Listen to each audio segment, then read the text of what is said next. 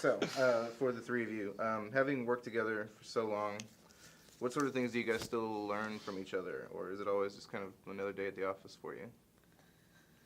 Working? What do we learn from each other? I don't know. I mean, I suppose Well, I think the thing is we actually... become more tolerant of one another. Yeah. We've become more tolerant of Edgar. When I said one another, I actually meant Edgar. Well, we hadn't actually done a film together for 6 years, so it was actually very nice to be back together. And, you know, so it was as much as it's a reunion of friends in the script, it's a reunion, like, off camera too. Yeah. We grow together, you know. We sort of like, it's not like we're teaching each other things specifically. We probably are, but without realizing. But we have evolved as friends, and we've kind of always moved forward. And that's kind of what this film is about. And, you know, to maintain friendship, you have to move forward. You can't spend your whole time looking back. If we spent our days reminiscing about how great it was on Shaun of the Dead, we'd never make another film. So, Right. you know, we keep moving forward, right? Yeah. Yeah. So for Simon and Nick, the characters you played throughout the three Blood and Ice Cream trilogy films have been very different from one another. What's the process of researching the characters, or what do you put into them that's different from each of the characters? Well, obviously writing the film with Edgar, I get to sort of design my character from the ground up with Edgar, and then Nick, the character we designed for Nick, he gets a big say in as well. So we get to sort of like, it's not like we come to the script and think, how are we going to play this? We've sort of shaped the character during the creative process. I think I had to do a little more research perhaps for Nicholas Angel, because I'm not a police officer, and had to, you know, understand procedure and stuff like that. So we did a lot of practical research for Hot Fuzz. I felt like I'd done all my practical research for The World's End in the last 20 years of going out and getting drunk. So, you know, I guess thinking about people like Gary, I'm not Gary, so I had to kind of like find Gary somewhere. Nick? Yeah, same. I think we did the most research on Hot Fuzz. And, you know, I think we're pretty good at doing that thing that the writing is one thing and then the acting is something completely different, you know. Yeah. I don't really start one, you know. It organically evolves. Yeah. And then, you know, because I know they have written it for me and I've put my input into it, the only thing I really worry about is you know, making my bits funny. Yeah. And learning lines, you know, how to deliver a line rather than, you know, worried about what my character's up to, because it's written for me, you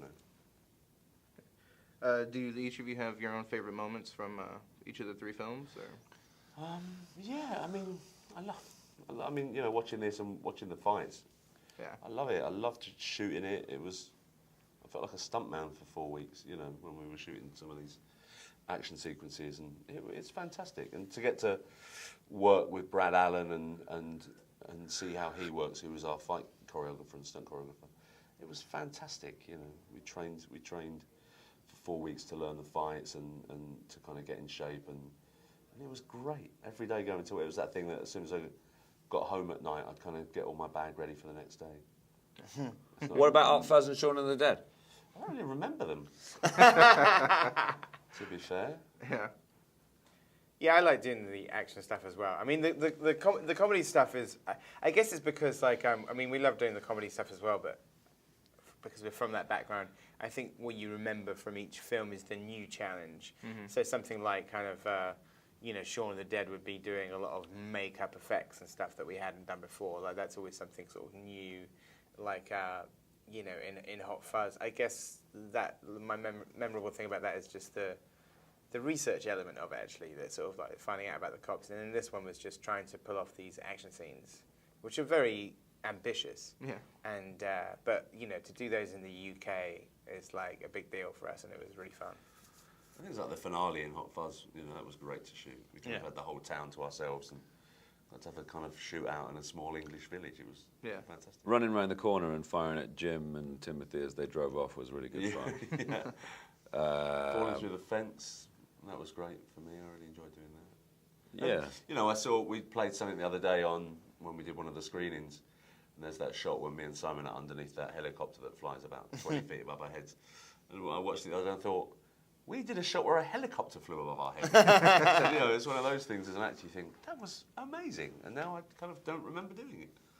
It jogged my memory, you know. So you mentioned new challenges in the next film, Edgar. I've read that you have an interest in doing a horror movie sometime in the future. Can you speak about what some of your horror influences might be and how it necessarily might not be a comedic horror movie? Well, one, thank you for not asking an Ant-Man question. And B, no, it's true, I am developing a horror movie. It's funny because people always ask me if I'm ever going to do a film of Don't. And A, I wouldn't because I think you've already seen the funniest version of that. And B, I want to do a straight horror movie. And I have this idea for, like, I guess it's like doing like an English giallo type movie. I really like those kind of dreamy, like 70s sort of nightmarish films, you know, like Argento, so I want to do something in that vein. Okay. Yeah, I was thinking it might be something more along the lines of Attack the Block, but yeah, no, that sounds awesome. Two 40-something guys on a road trip. Yeah. Yeah. There's a parrot involved. Yeah. They call it the boat deck. Oh, he's giving me a joke. Well, thank you guys very much. Thank you.